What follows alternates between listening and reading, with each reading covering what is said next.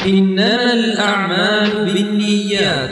الحمد لله الذي أنزل علينا كتابا كالشمس وضحاها وأرسل إلينا رسولا كالقمر إذا تلاها فمن تمسك بهما عاش في ضوء النهار إذا جلاها ومن أعرض عنهما تخبط في ظلمة الليل إذا أغشاها. أشهد أن لا إله إلا الله وحده لا شريك له رفع سماء وبناها وبسط الأرض وطحاها وخلق النفسا فسواها فألهمها فجورها وتقواها. قد أفلح من زكاها وقد خاب من دساها. وأشهد أن محمدا عبده ورسوله الذي أخبره ربه أنه أهلك ثمود بتقواها وأنه سبحانه وتعالى لا يخاف عقباها. صلى الله عليه وعلى آله وأصحابه وأتباعه من أمته أولاها وأخراها. معاشر المسلمين، أوصيكم وإياي بتقوى الله تعالى وطاعته فقد فاز المتقون. Ndugu katika imani, baada ya kumshukuru Allah subhanahu wa ta'ala, Mola ambaye kwa ukarimu wake katuafikisha kuwa hai mpaka muda huu, ni vema kusema alhamdulillah ya rabbil alamin, na tukatumia rasilimali ya neema hii katika yale ambayo Allah anayapenda na kuyaridhia, kisha kufanya wingi katika hali ya kumtakia rehma kiongozi wa umma mtume wetu Muhammadin sallallahu alayhi wasallam. Usikum wa iyaya bitaqwallahi ta'ala wa ta'atihi faqad faza almuttaqun. Na kuhusieni nami nikiwa mwanzo kuhusia nafsi yangu kudumu katika taa, kudumu katika hali ya kumcha Allah subhanahu wa ta'ala. Hayatul muslim fil ibadati ka hayati samaki fil ma. Hayatul muslim fil ibada, maisha ya muislamu fi taati Allah, katika hali ya kumtii Allah subhanahu wa ta'ala, ka hayati samaki fil ma, ni mfano wa maisha ya samaki ndani ya maji. Samaki akishatolewa majini tayari tena sehemu ya kuendelea kuishi kwake ishakuwa mtihani. Hapo anakuwa ni kitoweo, hayupo tena katika daira ya kucheza kama vile alivyokuwa akitaka kucheza na harakati zake ndani ya maji. Muislamu kosekane katika hali ya taa, tayari watu wamepata taarifa inna lillahi wa inna ilaihi rajiun, haupo tena duniani. Ukosekane katika hali ya kumtii Allah, ukosekane msikitini, haupo katika daira za kushindana katika khairi kwa sababu umefariki. Sasa Muislamu uko hai, ni mzima, unatumia rasilimali ya pumzi aliyokujalia Allah, alafu bado hauonekani katika sehemu za taa, bado hauonekani katika tasabuku fil khairat. Kwa nini tunazungumza haya? Kwa sababu yeye Allah aliyetuumba katutaka kufanya hivyo mpaka pale tunapodirikiwa na kifo. Asema katika surati al-Hijr aya mwisho kabisa, wa'budu rabbaka hatta yatiyaka al-yaqin. Muislamu, muabudu Mola wako mpaka pale umauti utakapokuwa umekufika. Umauti umekufika, hapo sala tena, funga, hija na mengineyo katika Uislamu kwako yamesimama. Kwa nini? Wigo umeisha, umefika khitamu. Khutba yetu maashara almuslimin, ma zinna fi madha fi wasaya min wasayati nabii sallallahu alaihi wasallam. Bado tupo katika sehemu ya usia katika usia wa mtume Muhammadin sallallahu alaihi wasallam. Wiki iliyopita tumekumbushana usia wa mtume. Leo pia tutaangalia tena usia mwingine wa mtume Muhammad sallallahu alaihi wasallam. Tunakumbushana haya ili kujifanyia tathmini na sisi kuwa haya ambayo maswahaba walikuwa wakiambiwa, na tayari sehemu kubwa watu walibashiriwa pepo, bado wapo hai. Mimi na wewe kupitia usia huo tunajifunza nini?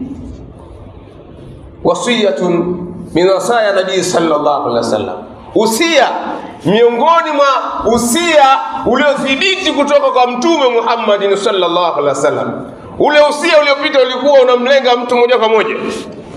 Huu usia ukawa tofauti. Mtume siku akiwa na masahaba yaum min al-ayami anawauliza masahaba, man ya'khudhu anni haula'i kalimati fayamal bihin au yuallimu man ya'mal bihin. Ni tukio nalisimulia Abu Huraira. Asema siku moja mtume Muhammad sallallahu alaihi wasallam akiwa na masahaba anawauliza, manake anatuuliza sisi. Abu Huraira anazungumza, mtume anasema man ya'khudhu anni haula'i kalimati, jamani nina taarifa, nina ujumbe, nina maneno, nani yuko tayari kuyafanyia kazi, kuyachukua haya maneno? Nani yuko tayari kuchukua huu ujumbe? Ujumbe wenyewe fayamal bihin, akaufanyia kazi, maneno akayafanyia kazi. Au yuallimu man ya'mal bihin, au atachukua dhamana ya kwenda kumfundisha yule ambaye ataenda kuyafanyia kazi. Maashara almuslimin, adat alinsan huwa anasubiri swali kama liulizwe, asikie kama anaweza kujibu, anyoshe mkono. Lakini napokuja kuwa jamani, hapa kuna swali, lakini kabla halijaulizwa nani anasimama kulijibu, huwa hapo darasa zima naweza kujikuta anasimama mtu mmoja au wawili.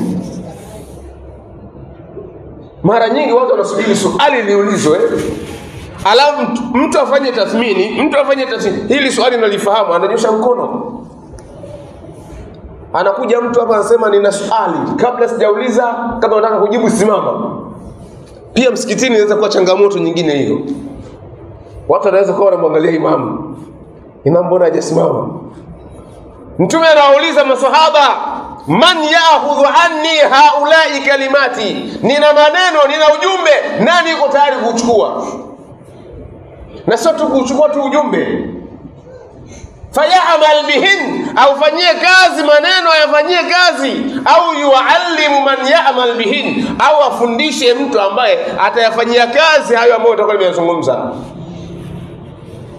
Jopo ya maswahaba, Abu Huraira akanyosha mkono. Aliponyosha mkono Abu Huraira, mtume fa akhadha biyadi, Abu Huraira anasema mtume akaushika mkono wangu. Maana yake alimsogelea, kisha mtume akaushika mkono wa Abu Huraira. Fa'adda khamsa, mtume akaanza kuhesabu mambo matano, moja baada ya lingine. Hutuba iliyopita tumekumbushana mambo matano, na leo ni hayo pia mambo matano. Lakini sio yale tuliyozungumza. Ni yapi haya? Fa'adda khamsa, Abu Huraira anasema mtume akahesabu vipengele vitano au usia sehemu kuu tano. Jambo la kwanza akamwambia Abu Huraira, ittaqil maharima takun a'bada an-nas, warda bima qasama Allahu laka takun aghna an-nas,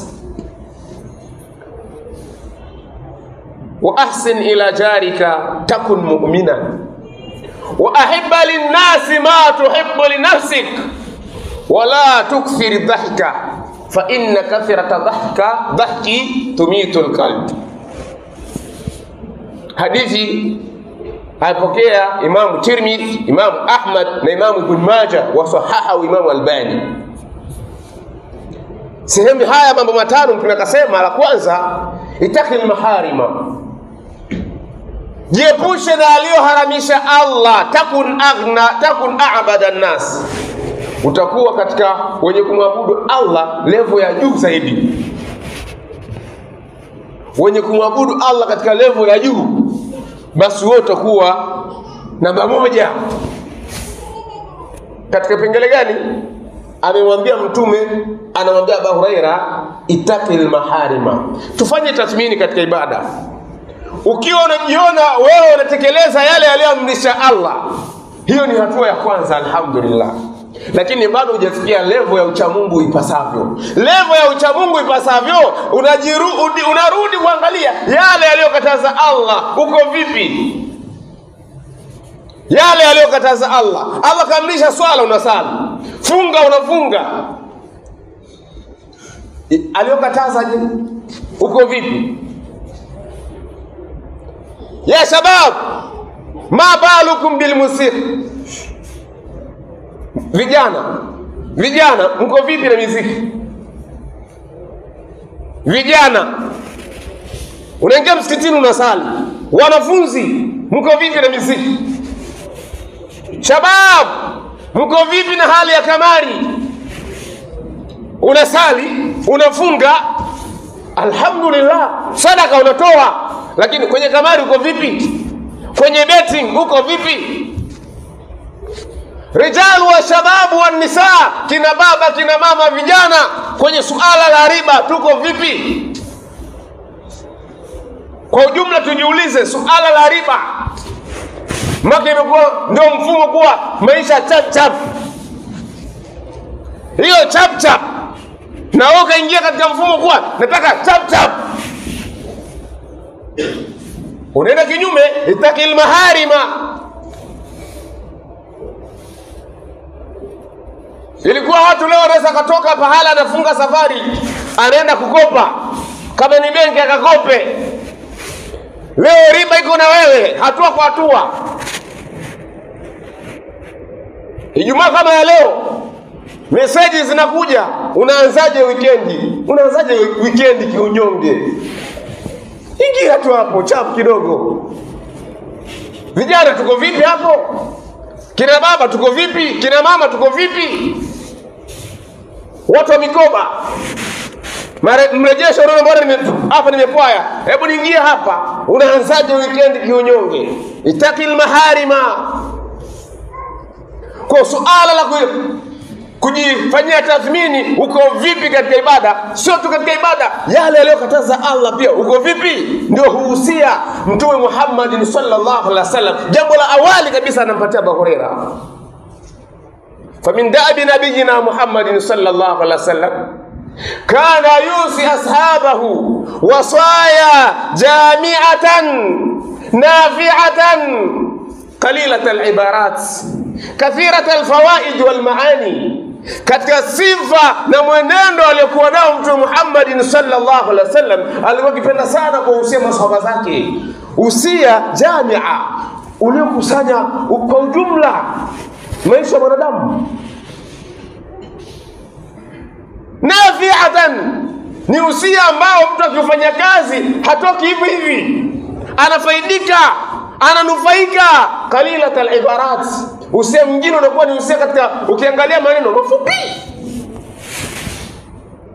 Kathirat al-fawaid wal maani, lakini huo usia unakuwa sehemu kubwa, umesheheni faida na maana.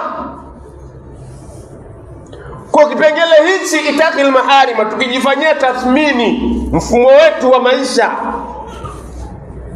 hapa, kila mmoja atajijua yupo katika asilimia ngapi katika taati rabbihi, katika hali ya kumtii Mola wake.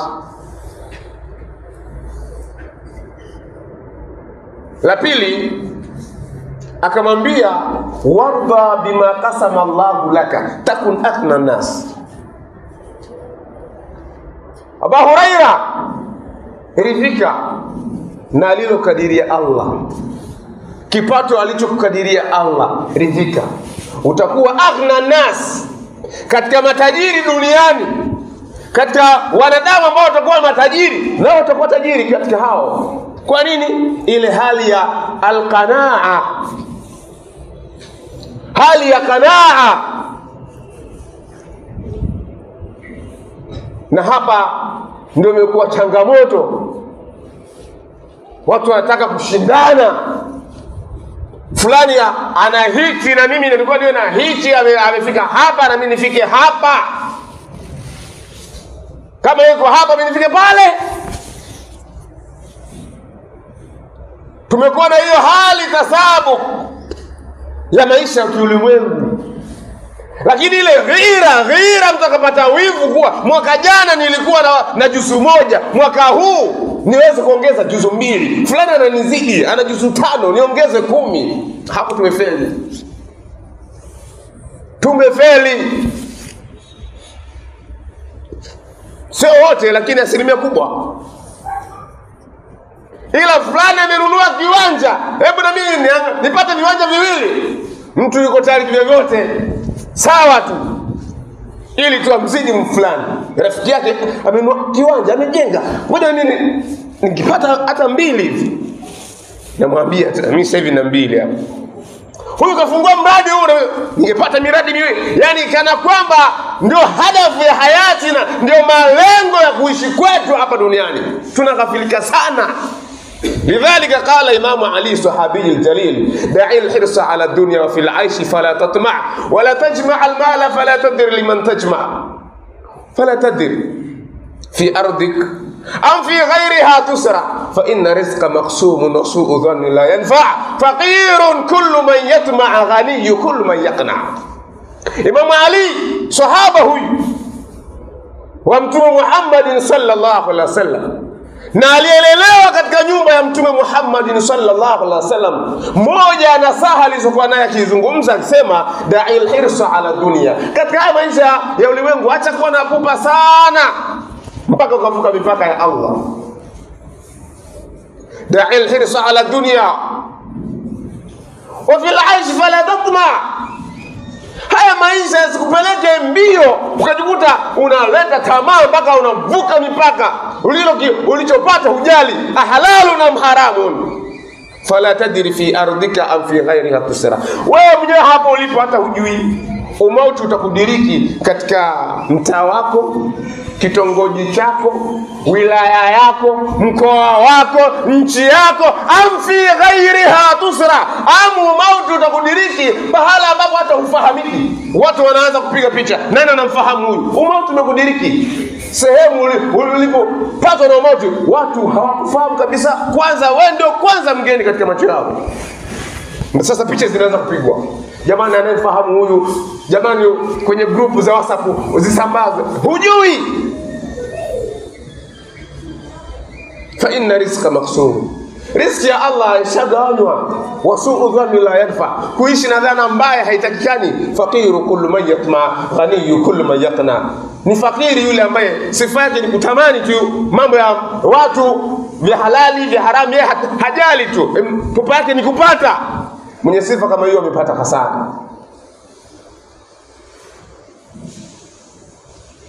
Watu wakasema katika haya maisha ameliana na kila mtu, atakaye kustiri hujui. Hasa mzee akaona hii ndio fursa mimi nijitume. Akawa kila msiba anataka afike. Kila msiba afike ili siku ya msiba wake watu wamstiri. Alidhania yeye kufika kwenye misiba ya watu ndivyo itakavyokuwa kwake kheri, kwa usalama, watu waje mstiri, na kifo chake akawa ni kumezwa na mamba na hata mwili wake ukaonekana. Hujui wapi kifo kinakudiriki, hujui. Usia watatu: wa ahsin ila jarika takun mu'minan. Mfanyie wewe majirani yako. Mfanyie wewe majirani yako. Kufanya hivyo ni sifa ya ukamilifu wa imani. Akhil habib, kipengele hichi, migogoro mingapi inajitokeza jirani na jirani. Huyu anapita na huyu anapita, mpaka salamu hakuna.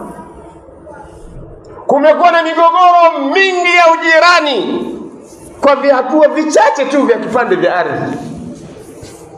Hapa mimi naishi hapa, mwingine anasema sio hapa, wewe tuko ni hapa, sio hapa. Basi kaleta tafrani.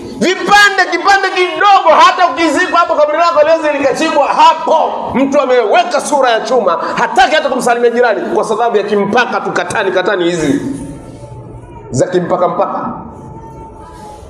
Chuki ikawa ni chuki. Sio wote, illa man rahima Allah. Kumekuwa hali kuwa natoka sasa, jirani nimwachie nyumba nani? Kuwa sasa ni wakati mimi natoka, jirani yangu yupo, akahisi saada, tumaanina alqalbi, ule utulivu, tumaanina tulqalb, utulivu wa moyo, kuwa nimetoka, jirani yupo nani? Halaqatul hamimiyya baina aljari khalas mafi, ule ndugu wa ujirani, kuwa sasa ni naye jirani, umekuwa nadra. Mtume anatoa usia, anampatia Abu Huraira, wa ahsin ila jarika takun mu'minan. Akhi alhabib, if'al ma tastati'u min alkhair, fanya kiasi ulichojaliwa na Allah kinafungamana na wema. Likulli man jawarak, kwa kila ambaye ni jirani yako. If'al ma tastati'u min alkhair likulli man jawarak.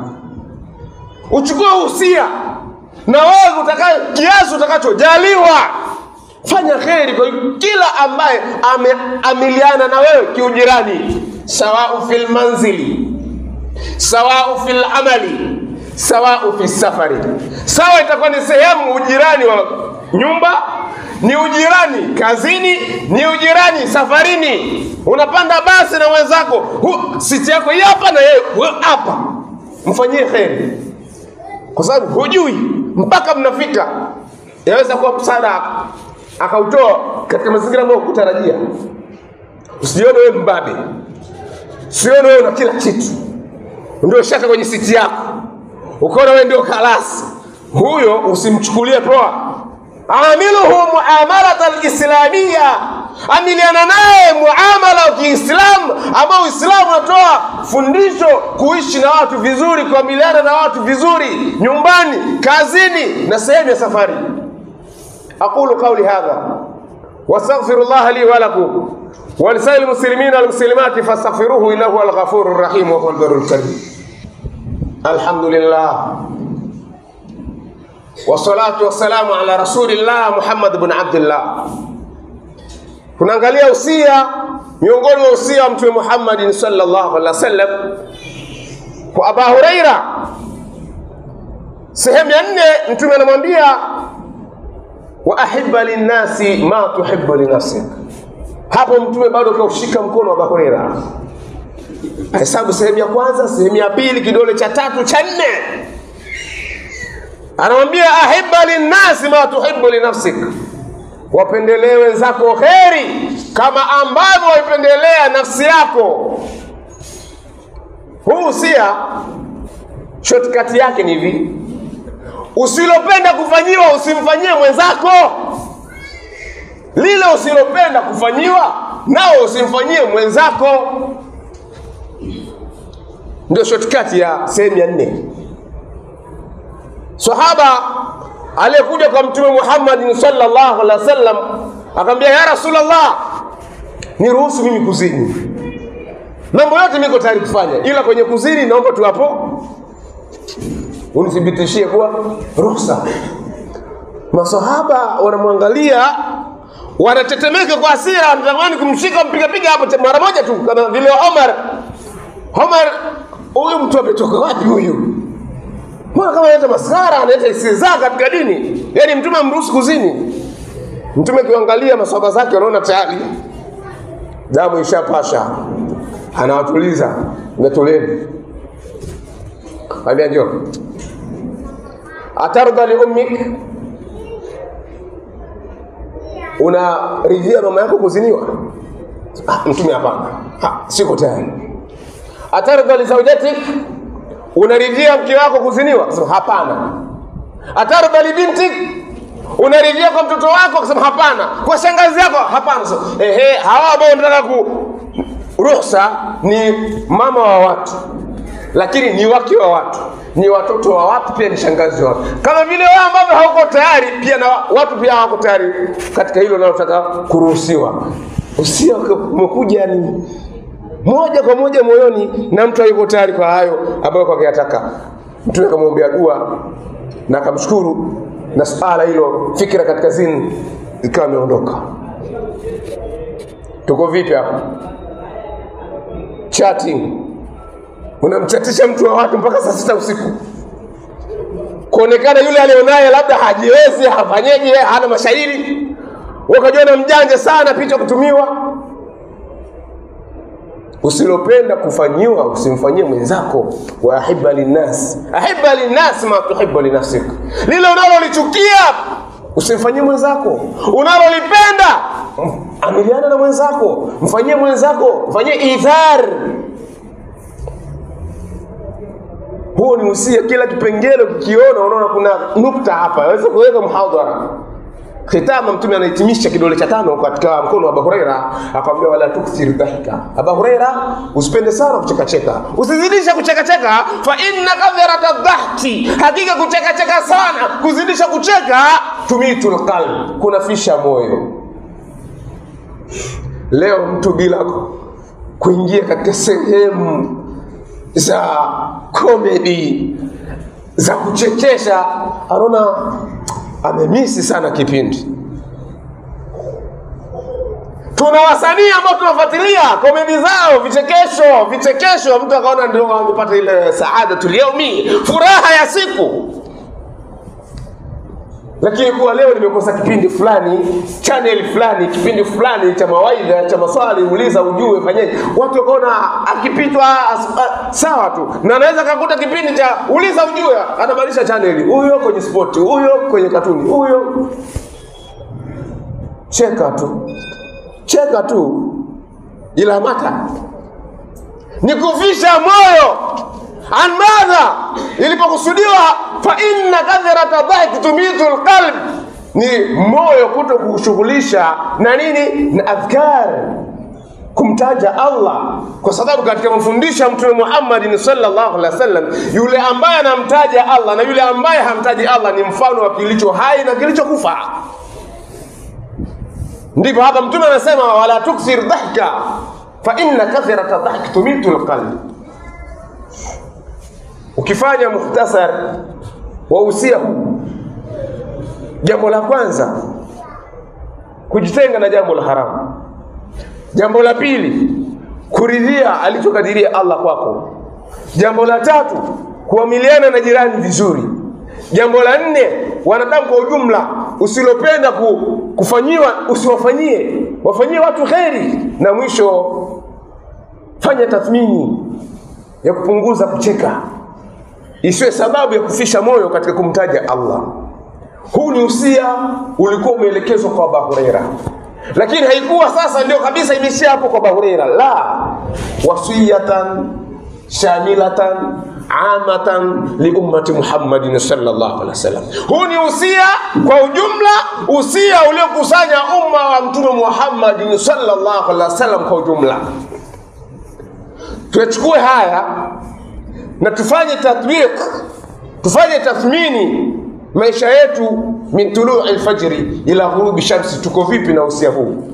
Kwa kufanyia kazi itakuwa moja ya sababu ya saada fi hayati dunia wal akhirah. Tunamuomba Allah subhanahu wa ta'ala atujalie min alladhina sami'una al-qawla fayattabi'una ahsana. Rabbana atina fid dunya hasana wa fil akhirati hasana wa qina adhaban nar.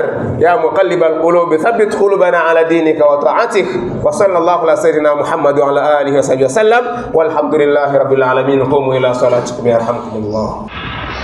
Ili kuboresha kazi zetu, tunaomba mchango wako kupitia lipa namba kwa mitandao yote. ila Allah wa rasulih Jina Al-Hidayah Online TV. Aidha, usisahau kusubscribe, kulike na kucomment. Asante kwa kutuunga mkono. Al-Hidayah Online TV, uongofu kwa walimwengu.